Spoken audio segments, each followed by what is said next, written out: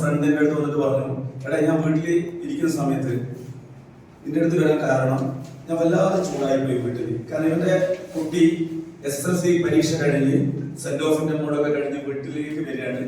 Full ഡ്രസ്സിന് മുഴുവൻ പേന കൊണ്ടും കളർ കൊണ്ടൊക്കെ എന്തൊക്കെയോ ചെയ്തിട്ട് പിന്നെ അധ്യാപകന്റെ ഫ്രണ്ടാണ്, അധ്യാപകനാണ് ചൂടായിട്ട് മകളെ അതിന്റെ പേരിൽ അടിച്ചു വയക്ക് പറഞ്ഞു, ഒന്ന് തല്ലുവെച്ചു.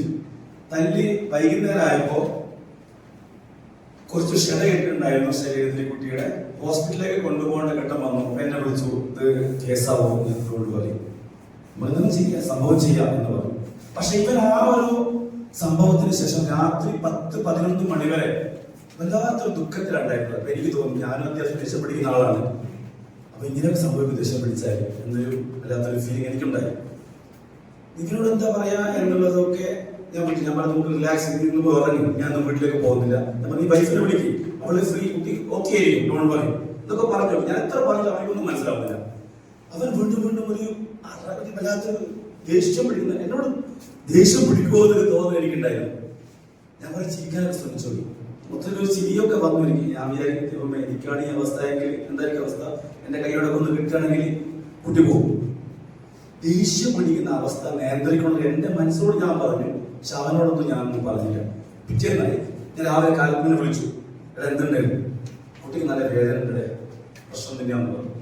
അപ്പൊ ഞാനൊന്നും പറഞ്ഞില്ല. ഞാൻ ഒരു വസ്തു പറയാതെ ഞാൻ ആ യാത്ര, ആ ഒരു ഫോൺ കോൾ അവിടെ അവസാനിപ്പിച്ചു. ഞാൻ എന്നോട് തന്നെ സംസാരിക്കാൻ തുടങ്ങി.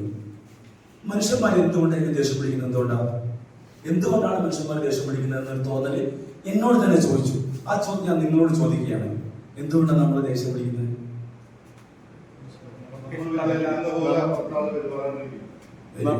നമ്മൾ വിചാരിക്കുന്നത് പോലെ വിചാരിക്കാത്തപ്പോ നമ്മൾ ചൂടായി പോകും. പിന്നെ ചൂടാവും നമ്മള്.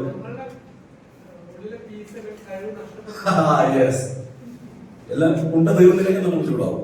കാരണം മറ്റുള്ളവർ ഭയപ്പെടുമ്പോൾ നമുക്ക് ഉണ്ടാവുന്നത് ചൂട് വരുന്നത് അല്ലെ. താങ്ക് യു സർ, വളരെ നല്ലൊരു റെസ്പോൺസ് എനിക്ക് കിട്ടിയത്. നമ്മുടെ ഉള്ളിലുള്ള ഫീലിംഗ് ആണ് ഈ ചൂടാകുന്നത്. പുറത്തുള്ള എന്തോ വസ്തുക്കളെ കൊണ്ട് നമ്മൾ സന്തോഷിക്കുകയും പുറത്തുള്ള എന്തോ വസ്തു വരുമ്പോൾ നമ്മൾ ഹാപ്പി ആവുകയും ചെയ്യുന്നുണ്ട്. എന്റെ ഈ ഒരു സെക്കൻഡ് ഞാൻ നിങ്ങളുമായി ഷെയർ ചെയ്യുന്നത്, ദേഷ്യം നിയന്ത്രിക്കാനുള്ള നമ്മളിപ്പോ ദേഷ്യം പിടിച്ചു, അവൻ എന്റെ ഫ്രണ്ടിനുണ്ടായ അവസ്ഥ ഉണ്ടായി, നാളെ എനിക്കും ഉണ്ടായേക്കാം, നിങ്ങൾക്ക് എല്ലാവർക്കും ഉണ്ടായേക്കാം. ആ ഒരു വസ്തു നമ്മുടെ ലൈഫിലേക്ക് വരുമ്പോ എങ്ങനെയാണ് ഒരു ദേഷ്യം പിടിക്കുന്ന ഒരു സിറ്റുവേഷനിൽ നിന്ന് രക്ഷപ്പെടാൻ പറ്റുക?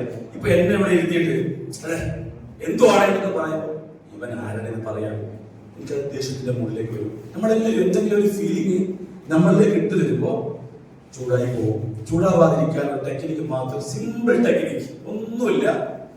ഇപ്പൊ ഞാൻ